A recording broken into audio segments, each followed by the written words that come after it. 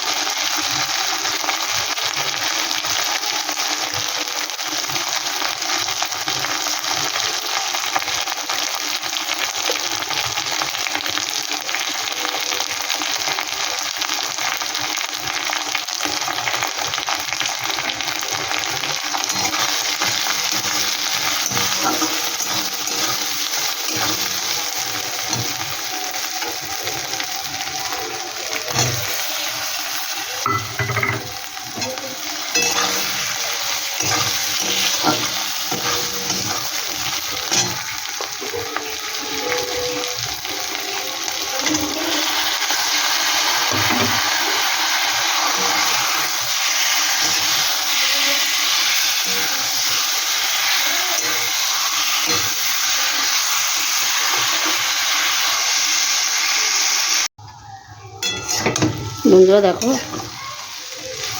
শাকটা কিন্তু আমার খুব সুন্দর হয়ে গেছে।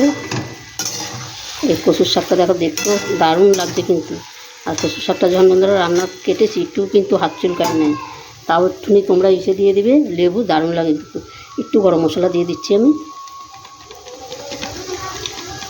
অল্প করে একটু গরম মশলা দিয়ে দিলাম একটু চিনি।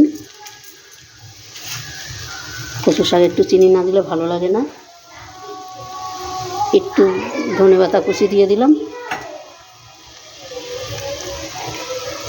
এটা কিন্তু আমার রান্না কমপ্লিট হয়ে গেল। বন্ধুরা, রেসিপিটা কেমন লাগলো তোমরা লাইক করে শেয়ার করো, বেশি বেশি করে শেয়ার করবে।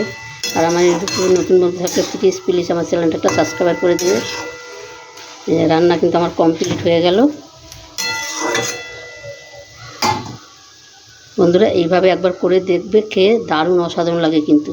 তো বন্ধুরা, আজকে আসছি, কালকে আবার দেখা হবে নতুন কোনো রেসিপি নিয়ে। তোমরা ভালো থেকো, সুস্থ থেকো, টাটা, বাই বাই। বন্ধুরা দেখো, কচু শাকটা কিন্তু আমি নামিয়ে দিয়েছি, হয়ে গেছে। কতটা সুন্দর লাগছে দেখতে, আর এত সুন্দর একটা গন্ধ বেরোচ্ছে, দারুণ একটা গন্ধ বেরোচ্ছে। মনে হয় এখনই জিভ দিয়ে জল পড়ে যাচ্ছে, এতটাই সুন্দর হয়েছে আর এতটা দারুণ গন্ধ এসছে। বন্ধুরা, এইভাবে তোমরা এইভাবে আমার মতন একবার তৈরি করে খেয়ে দেখবে, দারুণ লাগবে। যেও কচুর শাক না খায় সেও কিন্তু এভাবে হাত চেটে পুটে খাবে। এতটাই সুন্দর হয়েছে, সত্যি বলছি, একবার এইভাবে করে দেখবে, অসাধারণ কিন্তু লাগবে। তবে বন্ধুরা, রেসিপিটা ভালো লাগলে তোমরা লাইক কমেন্ট শেয়ার করো, বেশি বেশি করে শেয়ার করো। বন্ধুদের দেখার সুযোগ করে দিও। একবার এভাবে করে দেখবে, দারুণ দারুণ লাগবে। ঠিক আছে তবে বন্ধুরা, আমি আজকে আসছি, কালকে আবার দেখা হবে। Tata, bye bye.